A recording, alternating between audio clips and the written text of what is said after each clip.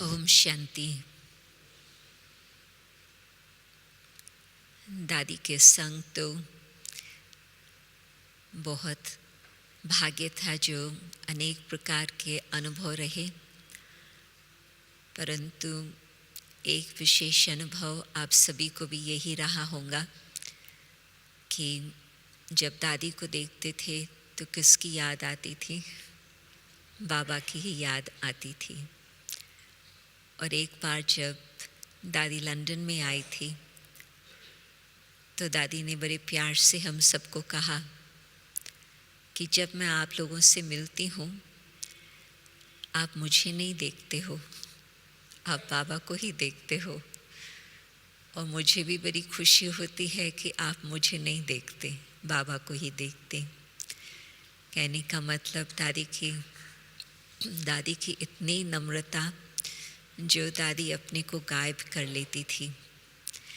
जैसे उस दिन साकार मुरली में सुना कि क्या ब्रह्मा बाबा खुद मंथन करके सेवा नहीं करते?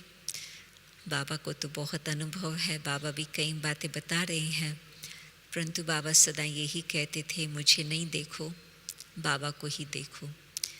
इसी तरह से दादी खास ये हमें अंडरलाइन करके बताती थी, भले मुझे न देखो, बाबा को ही देखो। तो मुझे लगता है कि अव्यक्त बाप दादा का रथ होते, खुद का तो पुरुषार्थ वो तो हम देखते ही थे। दादी की डिसिप्लिन, दादी की धारणाएं, दादी का मीठापन, दादी बिल्कुल किसी बात में रिएक्ट नहीं करती थी। जो बाप दादा हमें अव्यक्त मूल्यों में शिक्षा देते हैं, लगता था कि दादी ने ऊपर ही बैठ करके वो सुनकर या यहाँ नीचे आकर के बाद में पढ़ कर, परंतु बाबा का जो इतना संग का रंग लग गया, बिल्कुल वही बातें हम दादी के जीवन में प्रैक्टिकल स्वरूप में देखते रहे। उसमें खास तो हम कहेंगे जो दादी का बिल्कुल इतना शांति की स्थिति, बाबा की याद की शक्ति की स्थिति, उसका तो कई प्रकार से अनुभव है। विशेष अनुभव ये रहा कि 2 बारी 1 वर्ष में 2 सप्ताह में दादी 5 देशों का टूर किया। और फिर नेक्स्ट ईयर मैं समझती 210 की बात है, जो दादी 5 देशों का टूर 2 सप्ताह में करे। आप सोचो, आप भी जवान होते भी थोड़ा विचार करो, 5 देशों में टूर करना कोई सहज बात नहीं होती। अलग अलग भोजन, अलग अलग लोग, अलग अलग भाषाएं, कितनी प्रकार की बातें आती है। परंतु दादी ने एक तो 2010 में 5 देशों का टूर किया, फिर नेक्स्ट 2011 में फिर दोबारा दादी ने 5 और देशों का टूर किया। जैसे कि दादी का संकल्प था कि ये खास यूरोप मिडिल ईस्ट की बात है।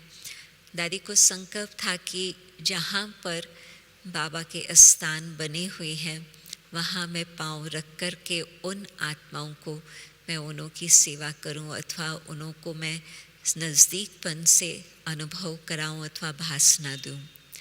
तो जब जो पहला टूर था, उसमें दादी ने फ्रांस का रखा था प्रोग्राम। उसमें पेरिस में दादी की जब अव्यक्त बाप दादा से कुछ प्रश्न पूछा गया सेवा के संबंध से, वहाँ कुछ गवर्नमेंट के तरफ से रुकावटें थी, तो बाबा ने दादी के द्वारा फ्रांस वाले लोगों को संदेश दिया था कि आप लोग ऐसी तपस्या करो, जो सारे देश मिल करके दिन में सवेरे शाम ऐसा टाइम फिक्स करो, जो आप कुछ समय तक वो तपस्या करके देश का वातावरण बदली करो।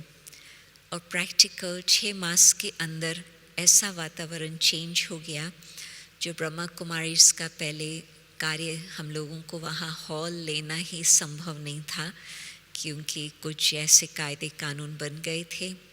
परंतु 6 मास के बाद उन्होंने ये शुभ समाचार भेजा कि अभी वो वातावरण चेंज हो गया है, हम लोगों को छुट्टी मिल गई है, हम लोग हॉल भी ले सकते हैं और बड़े बड़े लोगों के साथ मुलाकात भी हो गई।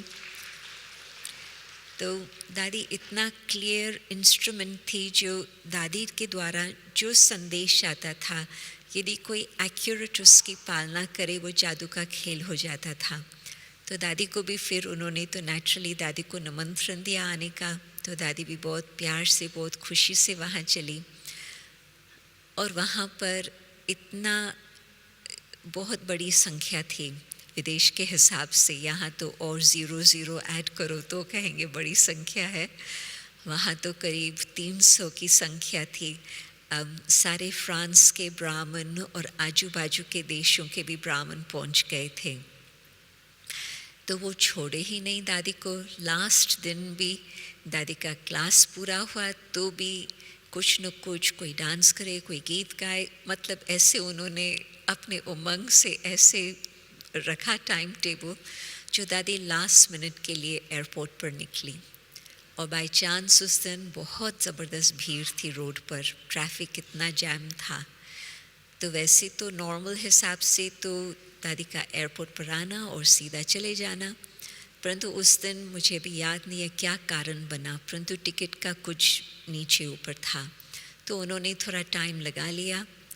और उस समय हम लोग, मैं और एक दो और बहनें थी साथ में, भाषा उनकी फ्रेंच भाषा, तो मेरे साथ भी एक दो थे।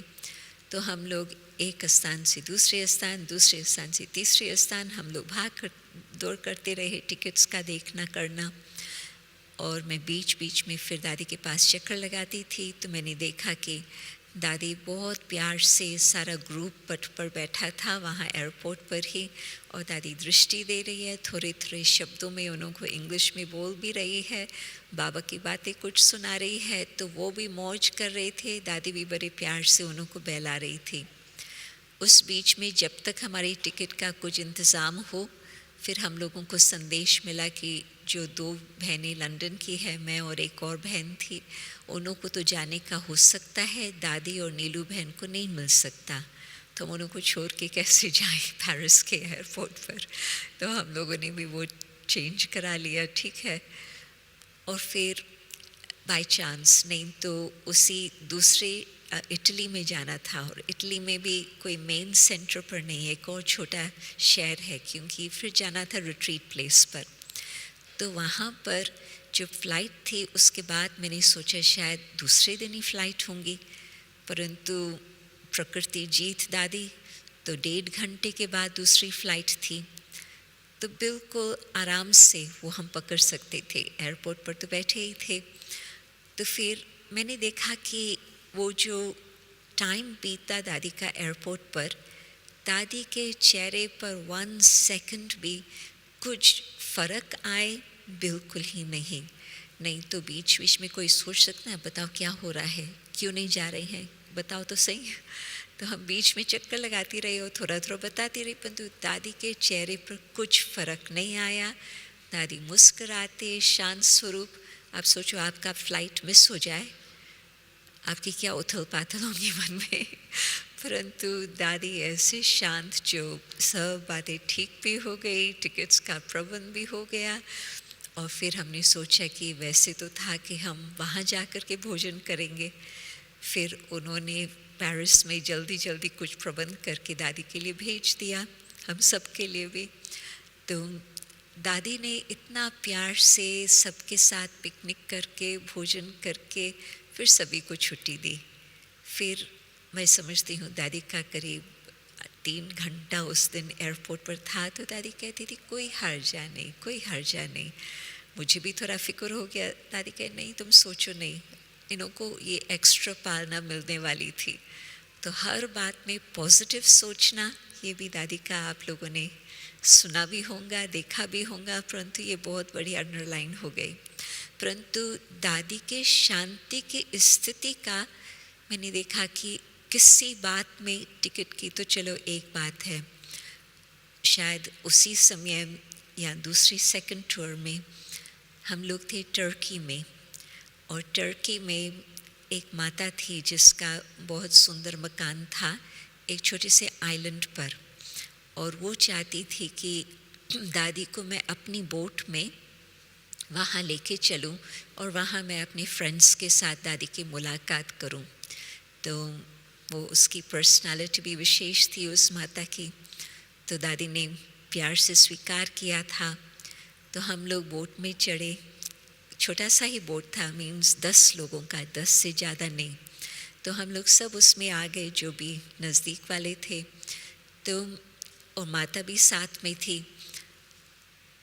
तो रास्ते में आधे घंटे का ही सफ़र था बोट में, कोई लंबा सफ़र नहीं था, परंतु 10-15 मिनट के बाद बहुत स्ट्रेंज हिसाब से, क्लाइमेट का हिसाब कुछ अलग ही होता कब कब, तो बोट हिलने लगी, बहुत हिलने लगी।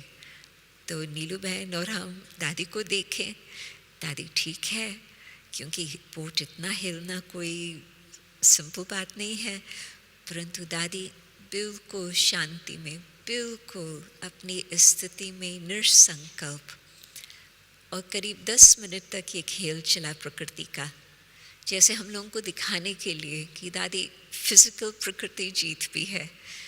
और दादी बिल्कुल शांत रही। हम लोग उस स्थान पर पहुँचे और वो माता भी थोड़ी घबराई हुई थी कि ये तो मैंने बिल्कुल एक्सपेक्ट नहीं किया था। दादी आप ठीक हो, आप क्लास करा सकेंगे, आप सबसे मिलेंगे, आपको थोड़ी, दादी कही नहीं मैं बिल्कुल ठीक हूँ, ना मुझे रेस्ट चाहिए, ना मुझे कुछ चाहिए, बस जिस कार्य के लिए बाबा ने भेजा है मैं उसमें हाजिर हूँ। तो फिर उस समय भी देखा दादी का प्रकृति जीत। उस समय एक तरफ था टर्की, दूसरी तरफ था इज़राइल। टर्की मुसलमान देश, इज़राइल यहूदियों का देश, और उस समय फिर ग्रीस में भी जाना हुआ। ये सब देश आपस में आजू बाजू में है। तो ग्रीस फिर क्रिश्चियन देश, तो एक एक स्थान का भी बिल्कुल कल्चर अलग, रिलीजन अलग, न सिर्फ भाषा अलग, रिलीजन अलग। परंतु दादी ने एक एक स्थान में ऐसे सबको भाषणा दी जो उनको बाबा के और नज़दीक लेके आई। परंतु यहाँ टर्की में, इज़राइल में जेरूसलम, वहाँ का पॉलिटिकल कैपिटल तो टेल अवीव, परंतु जेरूसलम है रिलीजियस कैपिटल, और वो 3 धर्मों का स्थान है, यहूदी, ये क्रिश्चियन धर्म और साथ साथ मुसलमान धर्म। उन तीनों के यादगार स्थल वहाँ बने हुए हैं, कटे कटे 1 ही माइल के अंदर। तो वहाँ पर टेंशन भी बहुत रहती है धर्मों के कारण अलग अलग। तो वहाँ पर एक संगठन बनाया था, एक इंटरफेथ ऑर्गेनाइजेशन, और जो हमारे लोग वो फ्रेंड्स है, उन्हों का जो मुख्य है वो यहाँ आबू में भी होके गए हैं अपनी वाइफ के साथ। तो उस समय तो दादी जानकी से पहले मिले थे, फिर अभी दादी गुलजार का प्रोग्राम उन्होंने खुद ही बना करके रखा। तो सभा में भी 3 धर्म वाले इकट्ठे बैठे थे, मुसलमान भी थे और 2 यहूदी और क्रिश्चियन भी थे, सब मुख्य धर्म वाले। तो दादी ने अपना प्रवचन किया शांति के ऊपर, और न सिर्फ भाषण था परंतु लोगों को वो फीलिंग भी आ रही थी शांति की। तो वातावरण बहुत ही शक्तिशाली था। और फिर किसी ने प्रश्न पूछा, उसने कोई उस भावना से नहीं पूछा कि मैं इंटरोगेशन करूं, परंतु जैसे कि उसके मन में वो एक बात चल रही थी, उस हिसाब से उसने प्रश्न पूछा। और दादी को पॉलिटिकल सिचुएशन की तो कोई लौकिक हिसाब से ज़्यादा जानकारी नहीं थी। ये पता था कि 3 धर्म वाले हैं, परंतु ज़्यादा तो दादी क्या बैठ के पॉलिटिकल बातें सुनेंगी, और ना हम लोगों ने ज़्यादा डिटेल में सुनाया था। परंतु प्रश्न था, ओसामा बिन लादेन, आप नाम तो जानते हैं, तो उसके बारे में था कि उस आत्मा के लिए हम क्या सोचें, क्योंकि एक तरफ वो कहता है ये मैं भगवान के नाम पर कर रहा हूँ, और दूसरी तरफ इतनी दुर्घटनाएं हो रही है उसके कारण, तो हमको क्या सोचना चाहिए। तो दादी ने बड़ा प्यार से, थोड़ा शांति से विचार किया। बाबा की याद में विचार तो और कोई पॉलिटिकल हिसाब से नहीं, परंतु बाबा की याद के ही दादी उस स्थिति में फिर उसको उत्तर दिया कि हम ये नहीं सोचते हैं कि वो क्या कर रहा है और क्या उसका नतीजा है। हम ये सोचते हैं कि हर आत्मा को परमात्मा के शांति के किरणें मिले, ताकि हर आत्मा को पता चले मुझे अब क्या करना चाहिए। सारी सभा शांत हो गई। तो दादी और दादी का बाबा के साथ संबंध इतना घनिष्ठ, इतना गहरा, जो दादी जैसे ब्रिजमोहन भाई साहब कह रहे थे कि बाबा बोल रही हैं या दादी बोल रही है, मालूम नहीं पड़ता था। तो बिल्कुल बाबा की टचिंग कहें या बाबा की उस समय हाज़री कहें, नहीं तो हम लोगों से कोई प्रश्न इस तरह से पूछे और स्पेशली उस सिचुएशन में, भारत में आपसे ये प्रश्न पूछे, आप अपनी बुद्धि से कुछ भी जवाब दो, परंतु उस सिचुएशन में जहाँ पर 3 धर्म इकट्ठे हैं और दादी फिर जन्म तो हिंदू धर्म में हुआ था, उनको ब्राह्मण धर्म का तो मालूम ही नहीं, परंतु वो भी कहेंगे चौथा धर्म उस बीच में। तो बाबा का जो कनेक्शन था दादी के साथ, बिल्कुल बाबा दादी को टच करते थे और उस अनुसार दादी उत्तर दे पाती थी। तो मैं देखती हूँ कि जिन्होंने उस समय ये भाग्य स्वीकार किया, उन देशों में जहाँ जहाँ दादी का पाँव पड़ा, हर देश की अपनी कहानी है। लास्ट में मैं तो ये कहेंगी कि जब दादी लंदन में आती थी, जो साइलेंस का अनुभव सभी को कराती थी, वो साइलेंस के वाइब्रेशंस हर आत्मा को उड़ा लेते थे। बड़ी बड़ी सभाएं होती थी, चाहे ऑक्सफोर्ड में 1500 की सभा कई बार होती थी, वहाँ पर भी दादी की हाज़री और दादी का जो स्थिति थी वो ही बहुत सेवा करती थी। कहानियाँ तो बहुत है, परंतु समय भी दौड़ता जा रहा है, तो मैं अब बस यही कहेंगे कि न केवल हम ऊपर उड़ के चलें दादी के पास, परंतु साथ साथ जैसे मैंने पिछले साल भी देखा, दादी जानकी का जाना और सेवा और कदम आगे बढ़ा, भारत में भी चाहे विदेश में भी। और अभी दादी गुलजार का भी अव्यक्त होना, और मुझे मालूम है ये भी जादू का खेल है, जिसमें और भी हम देखेंगे कि सेवा कैसे बढ़ती है। परंतु बाबा हम ब्राह्मणों का भी आह्वान कर रहे हैं कि हम भी जल्दी जल्दी उड़ के पहुँचें। ओम शांति।